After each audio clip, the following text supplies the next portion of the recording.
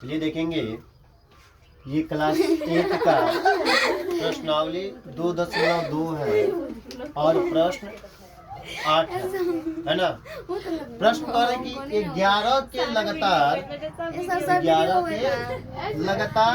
3 गुणजों का योग 231 है 231 है, तो उन्हें ज्ञात कीजिए। कहा है कि 11 के लगातार 3 गुणजों का योग 231 है, तो उनका योग ज्ञात कीजिए।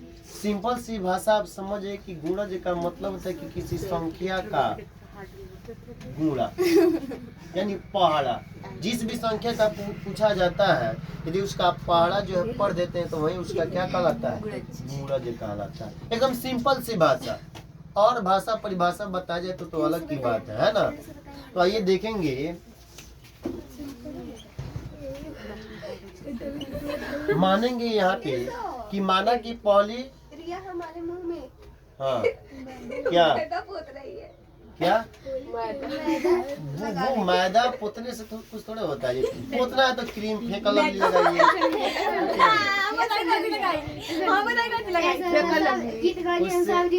हाँ, उससे बड़ा ही सुंदर होता है कि नहीं।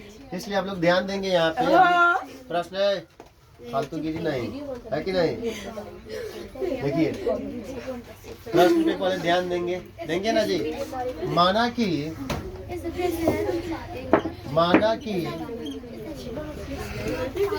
पहली गुणज संख्या, माना कि पहली गुणज बराबर क्या लिख देंगे, x। माना कि पहली गुणज बराबर x, दूसरी गुणज बराबर क्या हो जाएंगे जी, यानी 11 का पूछ रहा है तो हम क्या कहेंगे कि x प्लस 11 तथा तीसरी गुणज कितना हो जाएगा, x प्लस 22 हो जाएगा। कितना हो जाएगा, 22। अब करें कि प्रश्नानुसार, क्या कर रहा है, प्रश्नानुसार का मतलब होता है कि प्रश्न के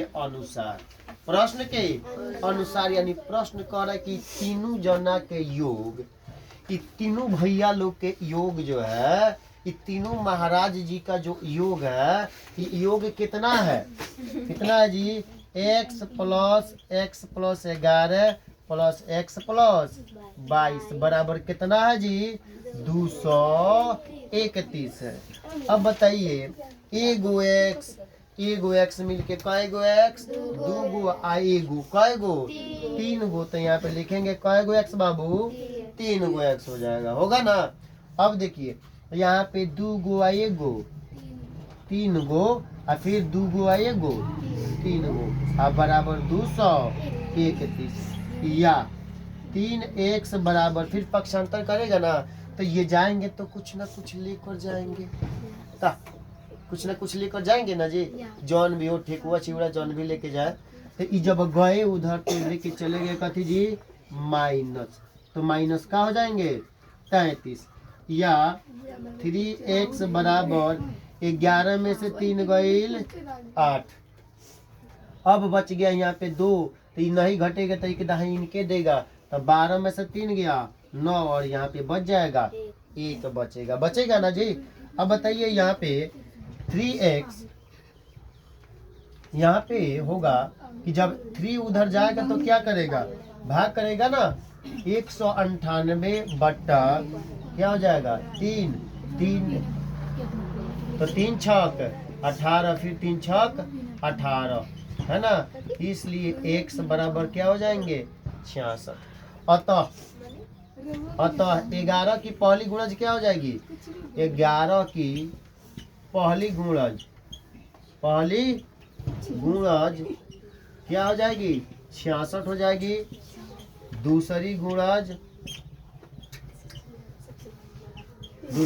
क्या हो जाएगी, x प्लस 11, तो x का वैल्यू 66 प्लस 11 बराबर 77, तथा